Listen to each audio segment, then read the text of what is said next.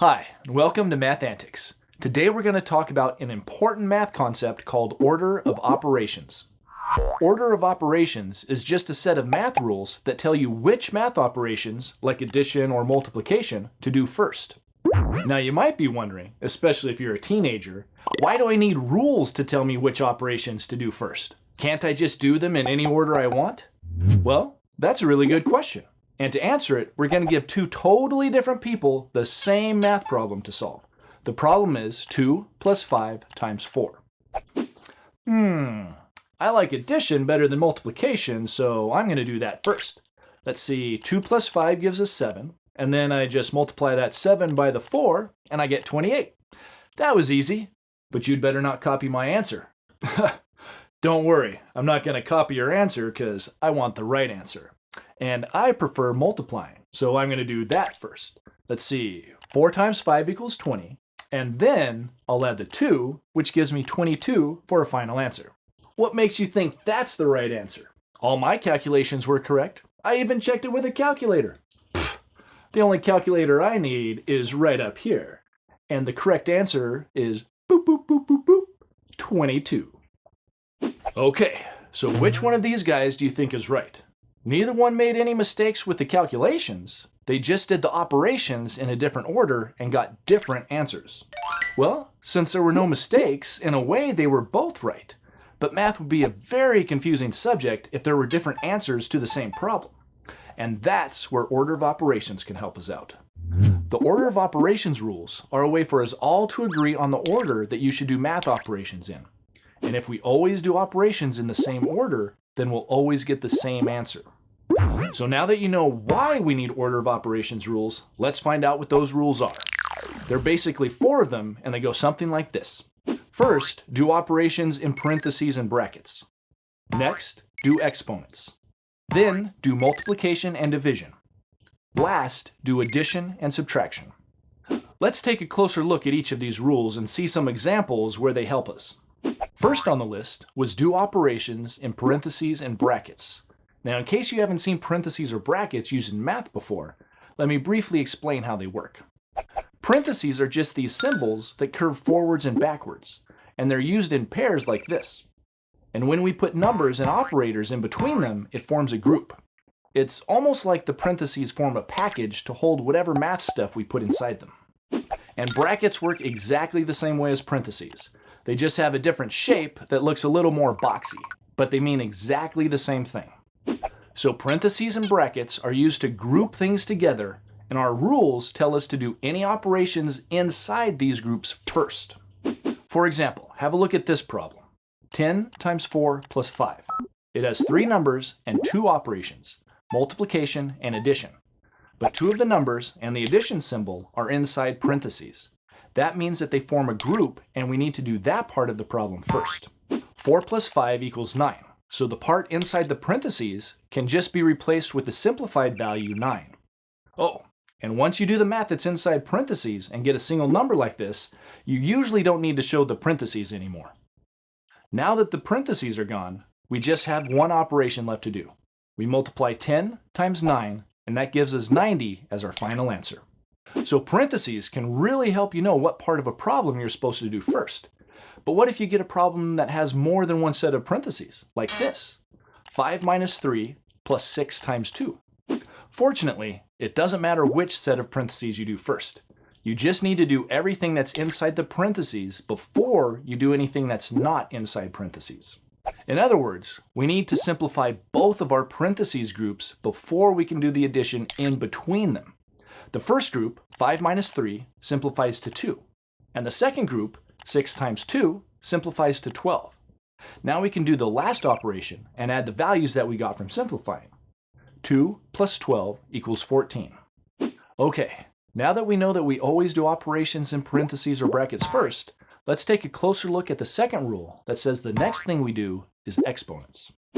Now, if you haven't seen exponents before, they're just a way of writing repeated multiplication. For example, the repeated multiplication 4 times 4 can be written in a shorter form as 4 multiplied twice. And 4 times 4 times 4 can be written as 4 multiplied 3 times. And 4 times 4 times 4 times 4 can be written as 4 multiplied 4 times. Get the idea? This small number is called an exponent, or power. It just tells you how many times to multiply the bigger number together. So after we take care of any parentheses, simplifying any exponents becomes the next highest priority. For example, in this problem, we have to simplify the exponent before we can do the other multiplication. The exponent is telling us to multiply 5 together twice. So 5 times 5 is 25.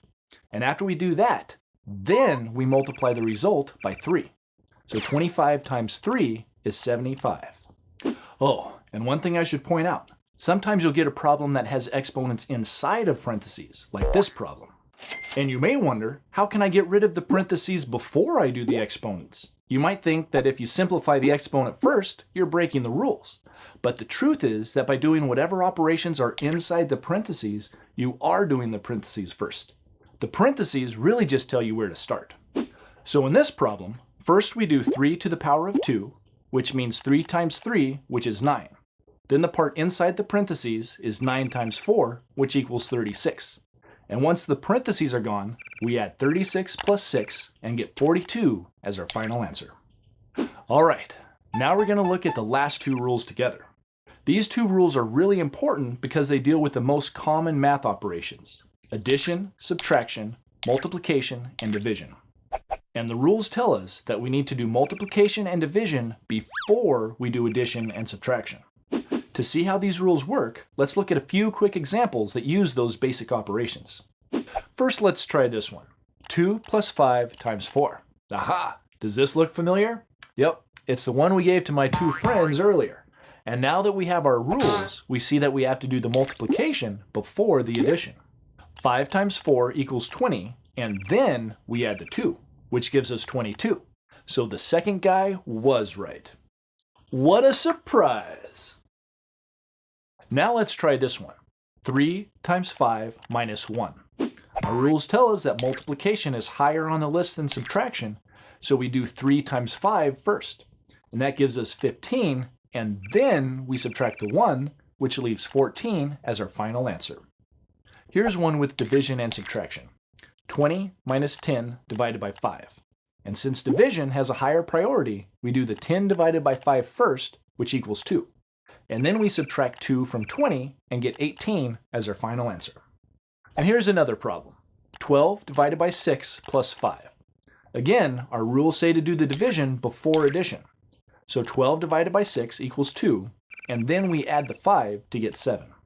And here's one last problem. 40 divided by 4 times 5. Which do we do first? The multiplication or division? Our rules don't tell us. Well, that's because multiplication and division are tied for priority or importance. So are addition and subtraction. And that's the reason we need an extra part at the end of each of these rules that says from left to right. If you have a problem that has both multiplication and division, then you're supposed to work it from left to right. That's because in some cases, you can get a different answer if you go from right to left. For example, in this problem, if you work from right to left the wrong way, you would do the 4 times 5 first and get 20. And then 40 divided by 20 equals 2. But if you go from left to right, you would do 40 divided by 4 first, which is 10. And then 10 times 5 equals 50. Wow, the direction we went made a big difference. So whenever you have a problem that has a mixture of multiplication and division, or a mixture of addition and subtraction, you know to do the operations in order from left to right. All right, we're just about done. But let's have one more look at all 4 of our rules before you start practicing with the exercises.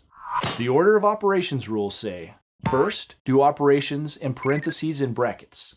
Next, do exponents. Then, do multiplication and division from left to right. Last, do addition and subtraction from left to right. All right, that does it for this video. Good luck with the exercises, and I'll see you next time. Learn more at mathantics.com.